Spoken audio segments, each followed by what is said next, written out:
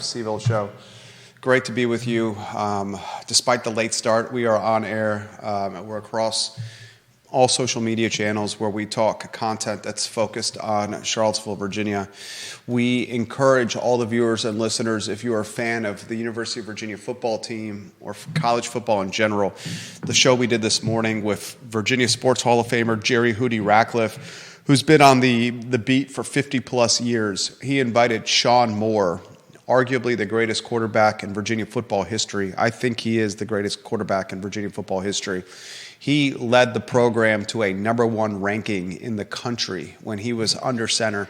He joined us in studio this morning. We spent 45 minutes with Sean Moore on the Jerry and Jerry Show. It was a fantastic interview. It's going to be archived on jerryratcliffe.com. It'll be archived on ilovecville.com, wherever you get your podcasting content. We love when folks watch the YouTube channel. Please subscribe to the YouTube channel. That would mean the world to us, and watch over there. But that interview was excellent.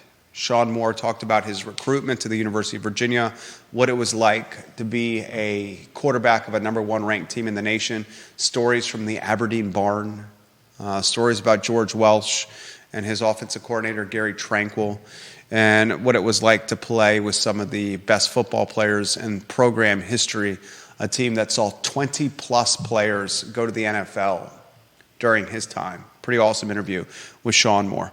A lot I want to cover on the program. I want to highlight a topic from yesterday. Judah's going to highlight the goals for the Charlottesville Economic Development Authority when it comes to their plan for economic development for the city of Charlottesville. We're going to outline the strategy for you and allow you, the viewer and listener, to interpret the strategy as you see fit, and then we will offer our opinions and commentary on it. I think a couple of compelling storylines that must be covered on this show and through other media outlets is the private school offerings in Charlottesville, Albemarle County, and Central Virginia. We now have a private Catholic high school that's opening in the city. A couple of blocks from where this studio sits, the Queen Charlotte building is where this private Catholic high school is opening. I am all for as many schooling options as possible. I think options create power for parents and create potential paths of success for their kids, for their students, for our kids, the next generation. I think an important storyline to highlight is as the population of wealthy folks comes to Albemarle County and the city of Charlottesville, and we see with HUD, the family household income is really increasing a lot every year. Now 124,200 family household income for the Charlottesville metro footprint. As that family household increases, the population of students at private schools is increasing. You're seeing the Miller School increasing its student body. You're seeing the Blue Ridge School increasing its student body. You're seeing a private Catholic high school being built. The schools in our area, the population at the private schools are upticking. What is the impact that is going to have on the public schools in our area? The Weldon Cooper Center and some of its demographic study has highlighted that public school population in the next 10 to 15 years is going to drop noticeably. What is that going to do to the demographics of the public schools? Are we going to see a gentrified public school system in Albemarle, the city of Charlottesville, and the other school systems? Are we going to see public school systems change in their ideology? Because if students are being removed from public school classrooms and hallways and placed in private school classrooms and hallways, is that an indication of public schools needing to do things differently? We'll talk about that on today's show. We also need to highlight that the free Head Start child care centers in the area are closing. Charlottesville Tomorrow, another strong article from Charlottesville Tomorrow. I find myself in back-to-back weeks commending CVille Tomorrow for its reporting. I'm seeing reporting from CVille Tomorrow when it last couple weeks came to the Carlton Mobile Home Park. And now a headline that was published today about major federal deficiency violations forced MACA to shut down its free Head Start child care centers. These are centers that service 200 students, that offer free child care for 200 students. So I think Charlottesville Tomorrow needs to be commended for getting back to the hard news cycle of content. This article from Tamika Jean Charles, A+ article. The mobile home park coverage and Habitat and PHA buying the Carlton mobile home park was authored by Erin O'Hare. When she put this in the news cycle, Erin O'Hare, my hope is that CVille Tomorrow gets back to hard news reporting. I think that's what the community wants, is what's in the day's news cycle that we should know about. That's what I hope they're going to. We're going to break down today's story from CVille Tomorrow on the major federal deficiency violations forced MACA to shut down its Head Start child care centers. These are the type of violations that would scare the bejeebus out of any parent. There goes Ludwig Kutner with his property manager, the downtown property scion. These violations include grabbing students by the wrist and yanking them upward, leaving a student in a classroom during a fire drill covered by a blanket, a napping student unattended during a fire drill, screaming at students, and just the type of stuff with very young children that scares the hell out of parents. We'll tell that story as Charlottesville Tomorrow reports it and gives some commentary today on the I Love CVille Show. Also on the program, I want to dot the I's and cross the T's on a couple of stories we didn't get to yesterday, including the Vocelli pizza family that is at a serious loss of income right now after what appears to be an arson attack on the pizzeria on Route 29, an attack that happened, a fire that was set on Vocelli's Pizza a few days before the Washington family, was going to open a Cajun New Orleans-style restaurant a couple of doors down from their pizzeria. And they said they needed the revenue from the pizzeria to float the New Orleans-style, Cajun-style restaurant as they were bringing it to market. So the timing of this arson, the alleged arson, could not be worse. And then we'll close with this one. I will get to this story today. The Richmond Times-Dispatch is ditching its downtown building, a building that bears its name, 300 Franklin Street. They're looking for a new location. This got me thinking about Charlottesville's media scene. To put it in perspective how long the Times-Dispatch has been there, they moved into this location in 1923, over 100 years ago.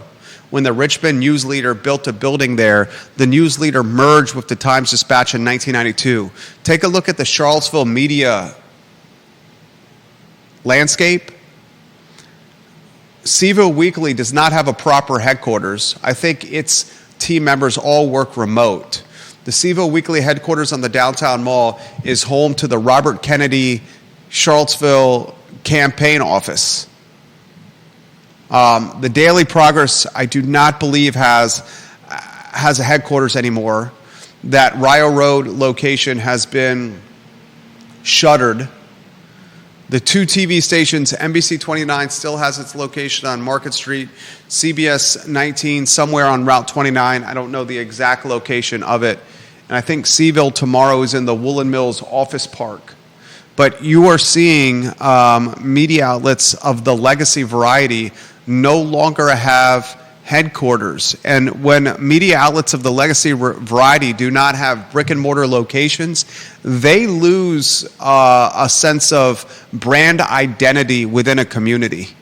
One of the reasons we spent the money we did to purchase the storefront in the Macklin building for the I Love CVille studio was to have a home base where our brand would be seen by 10,000 cars that drive by Market Street every day and a boatload of walkers that pass by the studio every day. We strategically wanted the headquarters to be in downtown Charlottesville on the corner of 4th and Market Street because we knew that's where the police chiefs, the fire chiefs, the city managers, the assistant city managers, the city attorneys, the judges, the Commonwealth's attorneys, the bankers, the movers and shakers, the landlords. I mean, Ludwig Kutner just walked by the studio. We routinely talk about Brian Haluska and Councilor Lloyd Snook walking by the studio, supervisors walking by the studio. Whether they see it subconsciously or consciously, they're touched by the I Love CVille brand. And as media outlets lose brick and mortar positions, that subconscious or conscious brand connection is lost. And that's how legacy media erodes even further. So we'll talk about that today on the program. I want to weave Judah Wickhauer in on a two-shot. I want to thank Pro Renata for being a partner of the show. Pro Renata, Dr. John Shabe and his team are doing amazing things at Pro Renata, expanding into downtown Stanton and the Shenandoah Valley with the purchase of the assets of Skipping Rock Brewery. They have purchased a brewery system from Skipping Rock that is one of the best in the Commonwealth. And now we're seeing Pro Renata go from being the Disney World of Crozet to having a Commonwealth-wide footprint. John Shabe leading the charge. He opens up the books from a partnership standpoint to Joe Reed, the former Virginia wide receiver, played in the National Football League. Joe Reed did for the Chargers and the Bears, now one of the partners at Pro Renata. It's a brand that's booming, ladies and gentlemen, absolutely booming. Judah Wickhauer on a two-shot. The headline you find most compelling today and why, and then we'll get to our lead story, which is the strategy for economic development in our city, and outline for the viewers and listeners to see. I'm excited about what's going on with the owners of Vocelli. It's a shame what happened to their restaurant, and I think what's really amazing is that they kept Vocelli Pizza open throughout the pandemic, and now this, and it's such a shame because they were relying on not just the income from Vocelli Pizza, but also the stable of workers that they had who could easily transfer between the stores. So this is a hit for them, and I really hope that they manage to pull off the new restaurant while getting Vocelli Pizza fixed up. Well said. Restaurant made it through COVID. Pizzeria in a saturated pizza category. Yeah. And the risk profile or appetite for risk to open another restaurant that's Cajun, not tied to pizza, in the same shopping center. Yeah. It's a lot of risk right there. Mm-hmm. In a couple of days, we're talking like 24, 48, 72-hour window prior to opening the Cajun restaurant, their primary source of revenue that's been their primary source for decades, someone sets fire to it. Yeah. Thankfully, the person was caught. The damage done, nevertheless. Yeah. We'll talk about that later in the program. Outline the Economic Development Authority of Charlottesville, their strategy for driving the economy in the city. Judah and I both found this compelling. Sean Tubbs has that reporting. I don't think there's really, most of this is just kind of an outline. I don't know that there's the outline. Let's get to the bullet points. Okay. Bullet points it is. Partner to grow Charlottesville's BIPOC and diverse businesses, LGBTQIA, women and veteran-owned through technical training, capital access, and networking. Establish a one-stop resource hub, website/app, for support services, culturally sensitive resources, and how to navigate city processes. Support home-based entrepreneurship and remote work. Continue the Business Equity Fund loan program. Explore the creation of a subsidized shared commercial space on or near the downtown mall. continue to support key partner entrepreneurial support organizations with program funding, and promote and tell the story of Charlottesville's diverse entrepreneurs. This is directly from Sean Tubbs' community Substack. Again, Sean Tubbs, you're getting props on the show. 7 strategies for economic development in the city of Charlottesville. The 7 strategies are rooted in a diversity, equity, and inclusion effort. I want to get your opinion on this. I want to get the viewers and listeners' opinion on this. I want to ask the question of creating a subsidized shared commercial space on or near the downtown mall. Thoughts on that? Isn't that already here? Thank you for bringing that up. The Charlottesville Redevelopment and Housing Authority purchased the building on the downtown mall and the dead center of the downtown mall, the former home to Vita Nova's Pizza, the former home to Henry's Restaurant. It's an elevator building.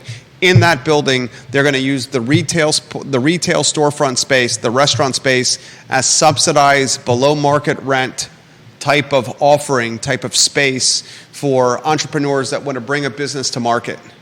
I need to ask the question about vacancy rates again. The same organization, the Economic Development Authority, the folks that are hired with taxpayer resources to help push the economy forward, they are touting the vacancy rate being a couple of percentage points. I pushed back on that vacancy rate, saying before COVID it was basically a 0 vacancy rate. And I pushed back even further by saying if you're filling the storefronts on the downtown mall with the Housing Redevelopment Authority, and you're filling the storefronts on the downtown mall with the Parks and Recreation Department, and you're filling the storefronts on the downtown mall with the Operation Hope organization that helps former incarcerated individuals assimilate back into the local ecosystem. I'm not trying to diminish the value of these type of organizations because I think they have significant value for people and for our community, but I question whether these type of organizations should have footprints on the mall, especially when it comes to taxpayer resources being utilized.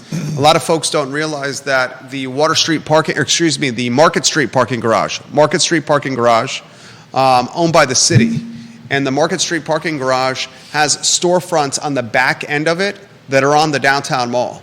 And the Market Street parking garage, owned by the city, taxpayer resources, they're having city, groups, outfits, call their headquarters on the downtown mall. Yeah. One of them's taken over Bashir's. The old Bashir's. These same storefronts were run by businesses. Yeah. That drove the economy with taxpayer resource, with tax dollars, and drove the economy by creating foot traffic. And drove people to the mall. Drove people to the mall. The businesses that are filling the storefronts downtown, I rattled off 4 of them right there, are closing at 5 o'clock, not open on the weekend, and aren't driving traffic to the mall. Okay, so I want to highlight the 7 strategies according to the Substack Sean Tubbs has published today. These are direct quotes. One of the strategies to grow the economy is to partner to grow Charlottesville's BIPOC and diverse LGBTQIA community through technical training and capital access. Create a one-stop resource hub. Support home-based entrepreneurship and remote work. That one I question, the home-based entrepreneurship and remote work. Continue the Business Equity Fund. Explore the creation of subsidized shared commercial space on the mall. I question that one, the subsidized commercial space on the mall. Continue to support key partner entrepreneurial support organizations. That would mean what's the one that Stephen Davis is the head of, the executive director? Stephen Davis, Executive Director, Charlottesville. I'm Googling that. Community Investment Collaborative. Huge fan of the Community Investment Collaborative. I think that's a great one. And promote and tell Charlottesville's diverse entrepreneurs' stories. Judy, you can go first on this. What's your take on these 7 strategies that were pulled verbatim from the Economic Development Authority and its plan to grow the economy locally? Overall, I don't really have a problem with it. I think for me, it's the language, especially in the first one. Is this like? I have no problem with the city helping businesses grow. I think that's great. I'm not sure I really believe that that's what they want to do. This city has not been, completely small business friendly at all times. We saw a lot of that during the pandemic, where small businesses were forced to close while larger businesses were not. And with the language here, like, again, I don't have a problem with the city. What's the take you had before the show started? That was succinct and right on. What's your take on this? I wonder about discrimination. It's great to talk about supporting, BIPOC and LGBTQIA and women and veterans, but is that at the exclusion of others? If you don't fall into a group of people that the city believes needs their help, do they leave you to do it on your own? That's discrimination. It doesn't matter that it's discriminating against possibly a white male. It's still discrimination. And I think that's what I'm worried about the most. Carly Wagner, I'll get to your comments on the public schools. Ginny Hu, I will get to your comments on the public schools. Anything else you want to offer on this? This is important, and this is a tough topic to cover. This is a difficult topic to cover, but it's a topic that needs to be covered. The Jefferson Council, Bert Ellis, who's on the Board of Visitors, he co-founded the Jefferson Council in large part because he thought the University of Virginia was unrecognizable from when he attended the University of Virginia. A school very much rooted now in costly tuition and prioritizing DEI efforts that have left many alumni polarized or alienated. The same efforts we're seeing manifest in the Economic Development Authority's office and their economic development strategy for driving local business forward. Yeah. From our standpoint, and this is my opinion here, I'd like to see an economic development office prioritize small business across the board, regardless of race, regardless of sexuality, regardless of man or woman. Yeah. It's an effort that should be prioritized with resources that could be tied to funding, resources that could be tied to marketing promotion on a city-run website, resources that could be tied to networking, resources that could be tied to grants and counsel, but done in a way where everyone is welcome. Yeah. Done in a way where we encourage you to become entrepreneurs and business people. Whether you're black, white, Puerto Rican, or Haitian, whether you're heterosexual, bisexual, homosexual, and whether you are a woman or a man, a veteran or not a veteran. I mean, I appreciate that they're adding all these inclusions, but does that mean that there are exclusions? Or does that mean that some small businesses won't get the same resources because they don't fall in certain checkmarked categories? Exactly. And when you start giving the perception of priority tied to race or sexuality, then you start creating systematic problems. We've been here before and done this before. We've been here before and done this before with redlining, with changing of zoning, with destroying and raising neighborhoods. Mm-hmm. When we learn from history, the history that we learn from should say we want a path of equity or equality that's based on actual equity and equality. Yeah. It's based on a chance for everyone to have the same chances. Mm-hmm. And I need to highlight this, and this conversation needs to be had. You have 8 blocks, which are the downtown mall, that are clearly suffering. Even those that are incredible champions of the houseless population, they are now even admitting that the houseless population is impacting the downtown mall. When the 8 blocks are suffering, the idea of filling storefronts with a organization that helps reassimilate folks that have spent time in jail and having their headquarters on the mall, or a housing and redevelopment authority having its headquarters on the mall, or a Parks and Rec having its headquarters on the mall, or a transit center that's used to be a tourism center that's now a boarded up center having its headquarters on the mall. You gotta, or the top breakfast, lunch, and dinner spot for the houseless population having its headquarters on the mall. You know, I'm surprised they haven't done anything with the transit station, with the top floor of that. Gorgeous building. Yeah, you could put multiple businesses in there, or you could just you could make that a place that people could go inside to get drinks and stuff when they've got, you know, bands playing. I cannot believe that entire space has just gone to waste since they took out the welcome center. Lisa Costello pushes back on your comments of discriminating against straight white males, Judah. Okay. Your response to Lisa Costello there? I don't know. What did she say? She asked, discriminating against straight white males, question mark, Judah Wickower? Okay. I'm not really sure how I'm supposed to respond. Make your position on the statement, on the comment. That's what she's asking you to do, to clarify your position. I thought I had. I mean, the fact that they're including all of these specific, diverse types of people, does that mean that there are exclusions with the types of people that they didn't mention?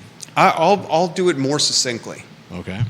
Is the Economic Development Authority of Charlottesville is funded with taxpayer dollars. And taxpayer dollars do not know race, sexuality, male or female. They just know green. And they're provided by all of us that spend money or do business. So those resources should be allocated in an even playing field. That's as succinct as you can get.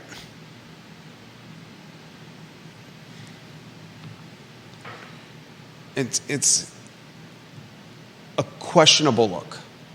Mm-hmm. Like I said, overall, I don't have a problem with most of this. The space that I was talking about, I think there's one here on Market Street, next to the PB&J fund. You know what I'm talking about? Oh yeah, that's a commissary kitchen that can be utilized and rented by a number of people. We often see Troy Razor Robinson and his mobile food business working in and out of there. Okay. You have 2 commissary open to the public kitchens that offer reduced rates for aspiring entrepreneurs in food and beverage. You have what is going to be what CRHA does on the downtown mall, and you have this location over here. I'll make another convincing argument here. Here's another convincing argument. Food and beverage businesses, restaurants and bars on the mall, talk to any of the owners. Many of them, my friend, they are struggling to pay their bills and their overhead right now. Mm-hmm. Is it a good idea to create more competition for them in their actual backyard by using taxpayer resources to create subsidized opportunities for them to compete directly with the restaurants that have withstood the test of time and have generated the revenue for the city from a tax standpoint, a meals tax standpoint. You have Rapture. I went to Rapture Restaurant as a first year at the University of Virginia when I was doing my pledging of Phi Kappa Psi. During Rush Week, they took us to Rapture Restaurant for steak and mashed potato dinner. That's one of the first things I experienced in downtown Charlottesville. I went to, the first thing I ever experienced, and I tell this story all the time, me and my buddies took the trolley from the UVA chapel with our fake New Jersey IDs, which we made in Dabney 101 by buying laminated paper and a printer and some gold paint on eBay, made some fake New Jersey IDs, took the trolley to Miller's to watch Agents of Good Roots. I've seen Miller's, I've seen Hamilton's at First and Main, I've seen Rapture Restaurant, just to name a few, been in operation for the entire 24 years I've been in this city.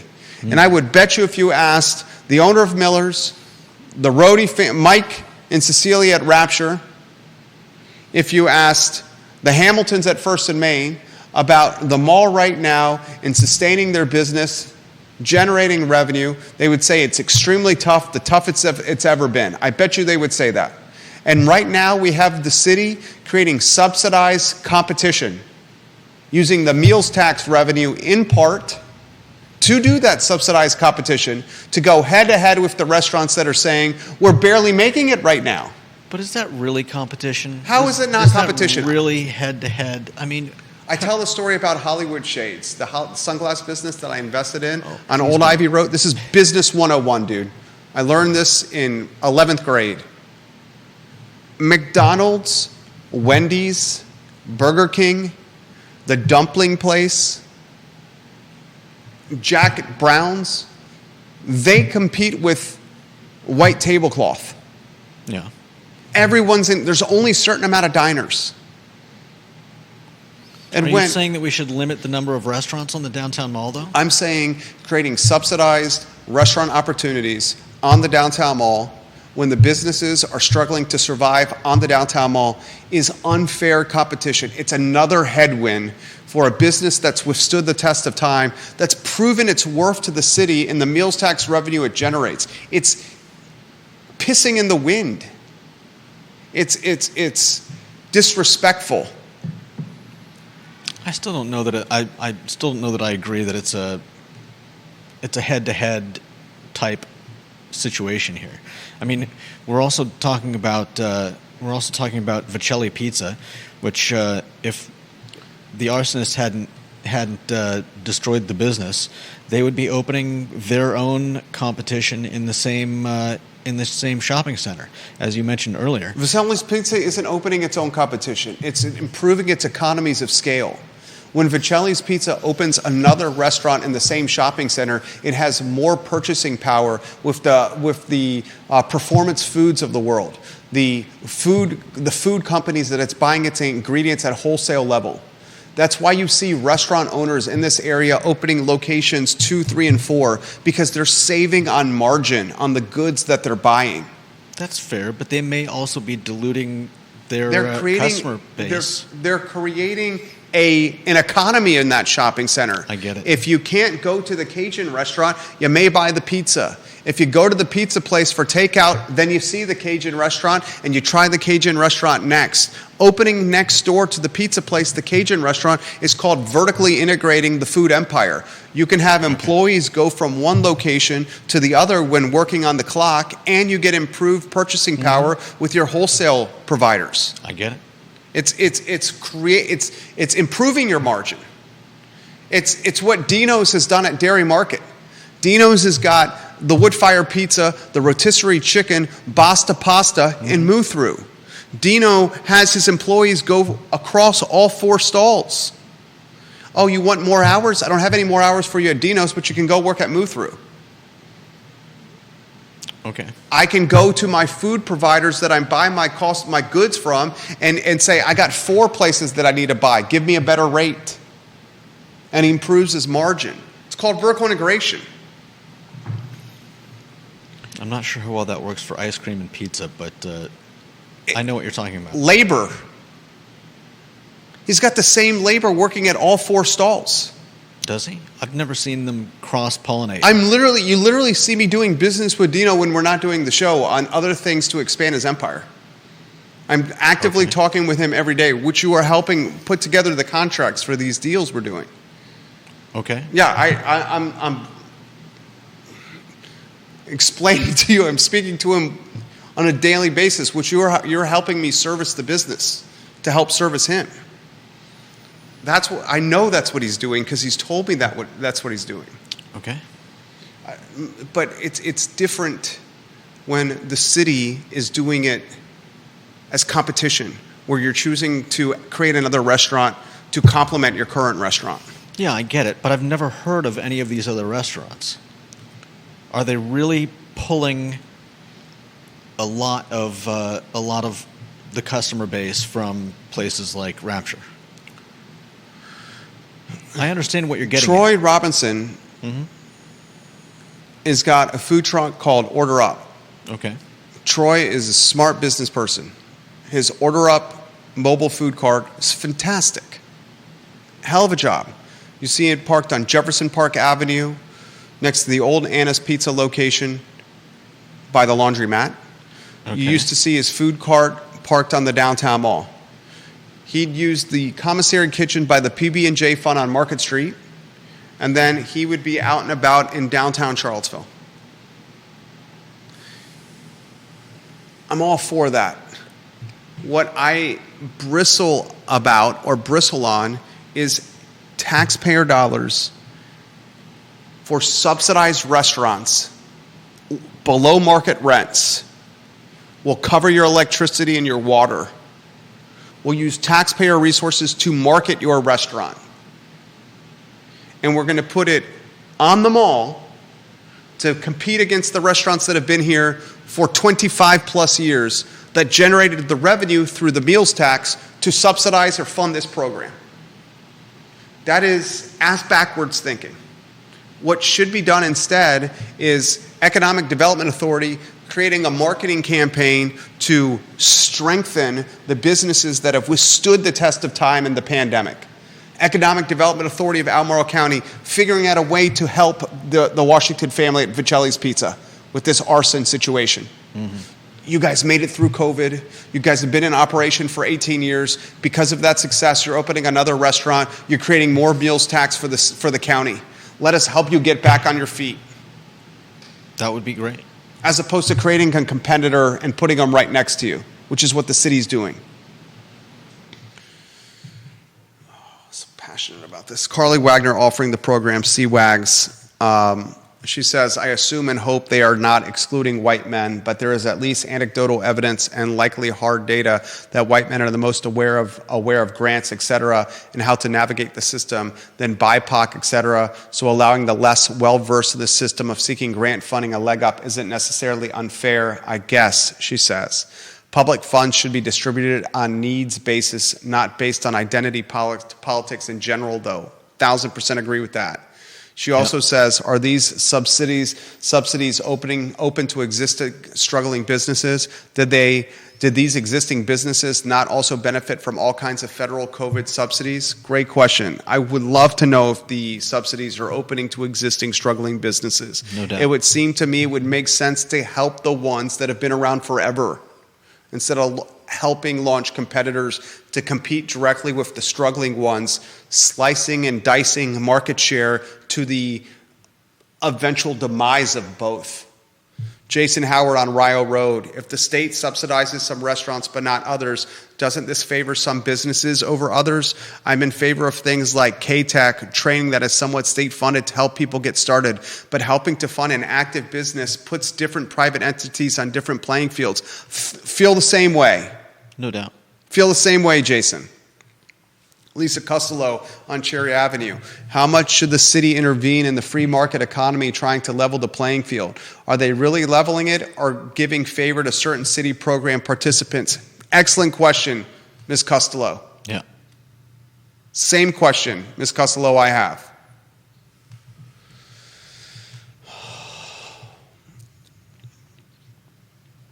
Let's go to Deep Throat. Got some comments we got to get to here. I wanted to highlight this nugget from the Economic Development Document Executive Summary. Charlottesville's largest cluster is tourism, with 4,300 workers. Although it has the highest share of female employment, 54%, overall employment has decreased in the last 5 years, and the cluster offers the lowest average earnings. He says, Deep Throat does, this is what I've been banging my drum about. Tourism is a doo-doo industry. It's highly disruptive to locals, pays very poorly to those that work within it, and you end up bringing in poorly paid people who can't afford the housing in the community. He says no more hotels in the area. He says much more sophisticated jurisdictions than ours are talking about the pathologies of over-tourism. The bumpkins, though, embraced the strategy 20 years ago. Yeah. And he also says, why do we pay for this generic word salad and economic development strategy? We have 2% unemployment. We don't need government-led economic development. Total waste of money. On the tourism piece, most of the staff in the tourism space are hourly employees. A lot of the staff in the tourism space are seasonal employees. Hourly and seasonal employees. Yeah. If they're attracted to an area that's the second highest cost of living in the Commonwealth, and they're hourly and seasonal employees, the struggle will be very real with managing the cost of living and housing affordability. That's the point he's making here. I would love to see economic development do this. We are going to take our taxpayer resources and we're going to offer anyone who wants it an educational seminar on artificial intelligence, on computer coding, on utilizing semiconductors, on chips, semiconductors is what I mean here, not trains. We're going to educate our up-and-coming population or our middle-aged population or our older population on the paths of profession of tomorrow and hope that they can be hired from within the community by the many businesses coming to the community. That's an economic development plan. Take folks on the financial margin, show them a path to getting off the financial margin through education that could be subsidized regardless of sex, regardless of sexuality, regardless of race, and say, you want to put the effort in to learn AI, to learn coding, technology, engineering, math, whatever the hell it may be, app development, then you're going to be even more qualified to get jobs at these key employers who are coming to this area to set up headquarters. And then you can offer the key employers that are coming to this area to set up headquarters a tax subsidy, a build-out subsidy, some grace on their runway with build-out, with the caveat that they have to hire X amount of people within the community. And then you show them these people that are within the community can actually fit the profile of worker you're looking for because we coached them and taught them and educated them at this Charlottesville school, the K-Tech school, for God's sake. Charlottesville just took over K-Tech. Used to be a joint venture with Albemarle County. It's now Charlottesville's. Why don't we take the Economic Development Authority and take those resources and make K-Tech better? There's not enough teachers at K-Tech. There's certainly not enough students. Anywhere. Improve K-Tech. Allocate the resources there. And then when you recruit the businesses to come to the area, have them hire a portion from K-Tech. There's an effing plan. Frustrating. The politics and the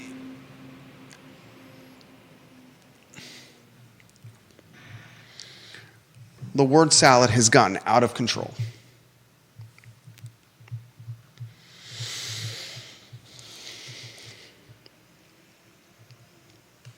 Anything else you want to offer here? I mean, some of this seems like such common sense.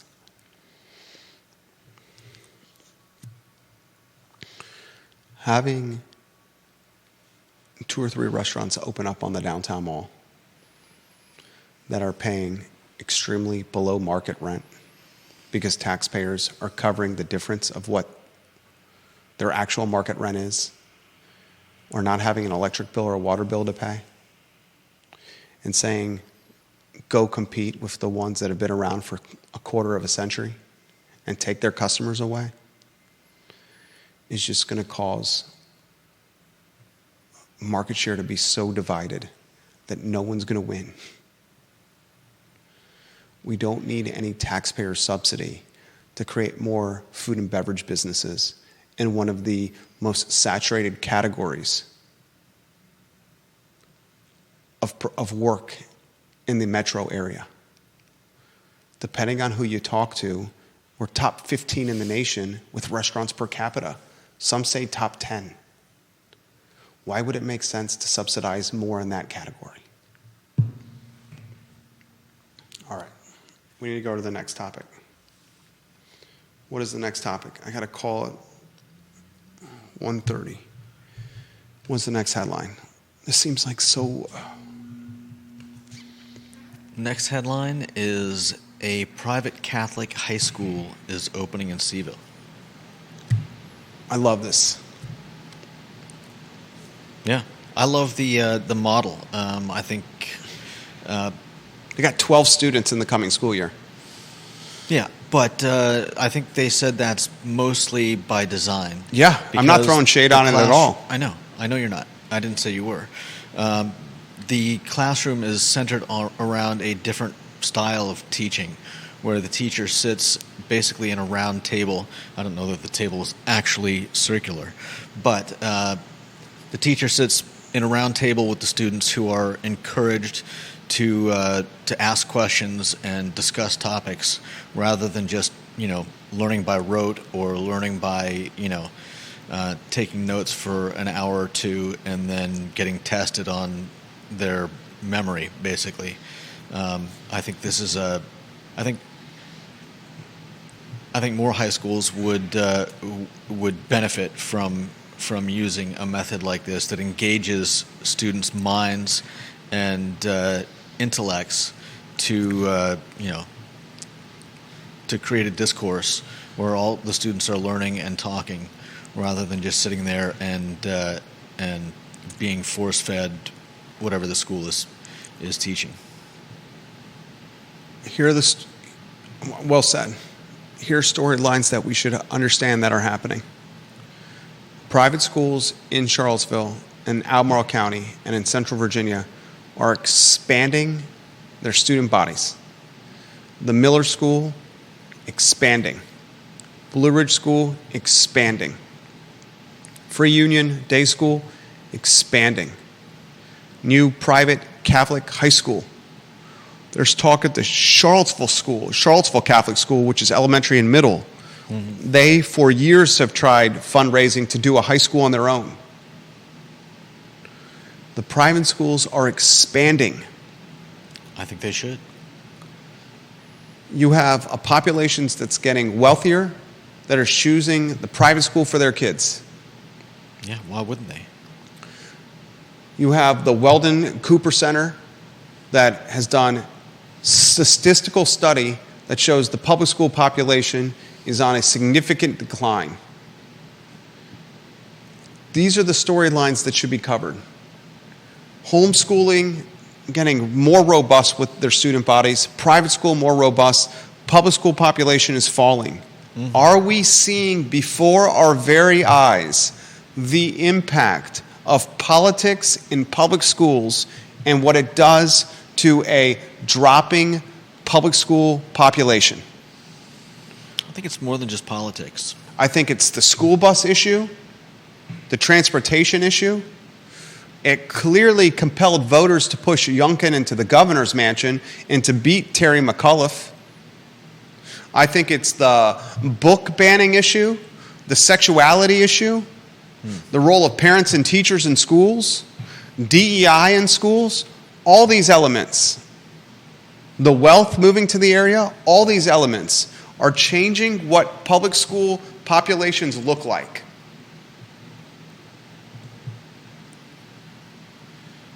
You gotta ask yourself, are we seeing the real-time gentrification of public schools? And if we don't wake up and get hip to it, what is that going to do with teacher staff, support staff, administrative staff that can't hire drivers? They may go the way of MACA. Teachers have been talking about pass the MACA story on. I mean, it's essentially a smaller version of what we see going on in schools. I think it's a larger problem than just politics. What happened with MACA appears to be that they didn't have the money to survive. Reading the article, it all points to the fact that they couldn't hire enough people. They kept having problems. I mean, what's going to happen anywhere when you have less people doing more work, covering more jobs, covering more hours, and trying to continue on in a place that just doesn't have the money or the will. I think it's mostly money based. They didn't have the money to hire the people they needed, and so less people were taking on more responsibility. That led to problems. And while it may sound horrible, I don't think any of this involved beating children. No, I don't think it did either. This was, I think, the type of discipline issues that every parent, I'm sure, is aware of. When a child is having a tantrum, when they're not listening, and you grab them by the arm, that, in this case, I think is considered a deficiency. They get a deficiency for that. And I don't think the issue was as bad as we think, but they just didn't have the people to continue. And they had a choice, which was drop the funding. And I don't know how, some of this doesn't really make sense to me, but maybe it does to someone else. It sounds like, they talk about the agency decided to surrender the grants in hopes of resolving its issues in the next couple of years. Okay. Failure to prove they had corrected the problem would likely lead OHS to terminate their grant. MACA officially surrendered its grants to OHS the day before it alerted its staff it would close. I thought they were trying to prevent closing or prevent losing the grants, but it sounds like they did both. OHS is the official Head Start. So I'm a little bit confused about what the plan was here, but they left people, they left parents fairly high and dry, and it sounded like it was the actual workers who were trying to let parents know that they were going to have to start looking for something else soon. MACA, the Monticello Area Community Action Agency. OHS, the official Head Start. 200 students served at no cost. Do you see what's happening here? The 200 students that were served at free or no cost impacted. Yeah. The public schools impacted with teacher shortages, driver shortages, students arriving to school late, getting home late.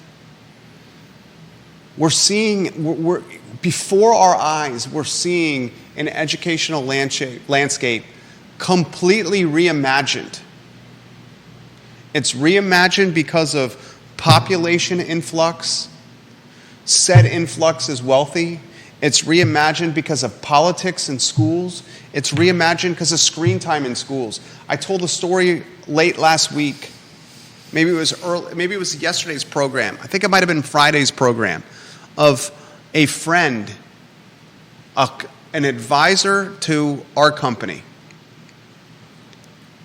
financial advisor to our company, pull his students from public schools and put his kids from public schools and put them into private because his youngest at Cale, Mountain View, was being educated in multiple classrooms through YouTube educational videos. Being instructed by teachers to sit in a classroom period, sit on screen, and watch YouTube educational videos for class. Happening every day. That's horrendous. I mean, I would 100% pull a kid out of a school that was doing that as well. Wagner, Carly C. Wag says safety issues too. John Blair says our son attends public school, but you would be shocked, and I mean shocked, at the amount and type of parents who look at my wife and I as if we have two heads when we say our son is in private school. When we say our son is in public school, let me reread that. Our son attends public school, but you would be shocked, and I mean shocked, the amount and type of parents who look at my wife and I as if we have two heads when we say our son is in public school. I'm talking extraordinarily liberal people who ask questions like, do you all pay for tutors? Is he learning anything? I don't think people understand just how few kids from middle and upper middle class families attend public schools in Albemarle or Charlottesville any longer. Interesting. Ray Cadell's watching the program, and it's not just wealthy families, he says, that are choosing the private school path. The Cadells were a perfect example of that when we didn't care for some things that were happening and sent our daughter to the Covenant School. I want you to consider this. Let's just use the number 20 grand for tuition. That number's low when you include additional auxiliary costs that come with attendance. But let's just use the number 20 grand. Let's say you start, let's not even say you start in kindergarten. Let's say you start in fourth grade. 4, 5, 6, 7, 8, 9, 10, 11, 12. 9 years. And let's just use 20 grand. We all know that tuition every year goes up.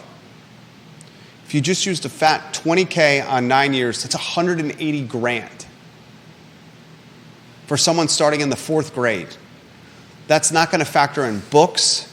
That's not going to factor in field trips. That's not going to factor in uniforms. That's not going to factor in tutoring. And I'm telling you, tutoring happens outside the classroom. That's not going to factor in sports. That's not going to factor in tuition raises. You start at fourth grade, you graduate from it, you're going to be well when you factor in all those other elements. I bet you're flirting with $250,000. Some can make the argument that when they get to college, they're saving money if they're in state. That's what we're going to say. Son, if you want to go to college, I'm not even sure what college is going to look like. We have a rising first grader. I'm not even sure what college is going to look like. It could be just completely digital where he's learning with a headset on, or a digital teacher in the living room while he's in his Spider-Man tighty whities. Captain America tighty whities. Let's hope at 18 or 19 he's not wearing Captain America tighty whities, or we've got another problem. Long story short, stay in state, you might be looking at less than in-state tuition, less than private school tuition. You might be saving money. Or he says to me, I don't want to even do that. I'd be like, you do what you want. We're here to support you. I don't think the millennial parent is as razor-focused on our children have to go to a 4-year prestigious U.S. News and World Report top-ranked college anymore. I think the millennial parent has realized that the U.S. News and World Report top-ranked university. I had this conversation with the same financial advisor that taking the valedictorian that graduates from Virginia Commonwealth University versus the graduate that finished in the middle to the bottom of his class from an Ivy League university, he said to me he would all day, every day, and twice on Sunday hire the valedictorian from VCU instead of the middle of the pack to lower of the pack Ivy League graduate. Exact words. Oh, man. Ginny Hu watching the program. She She says homeschooling numbers have increased as well. And this is just a personal observation, but I've seen an increase in families with multiple children who have kids in public, private, and homeschool working hard to meet the needs of the individual child. She says, I love this. Sounds very similar to the class I'm teaching at our co-op this year. It's not just wealthy area families. There is a decline in public school enrollment in less affluent areas as well. When I went to UVA, my dad said he saved money from what he paid for my private school. Of course, this was a few years ago. And she was at Norfolk Academy or Nansman Suffolk? Ginny who? She was in the TCIS, the Tidewater. What was the TCIS? I was Walsingham Academy, TCIS. I should know what that acronym stands for. Tidewater Conference of Independent Schools.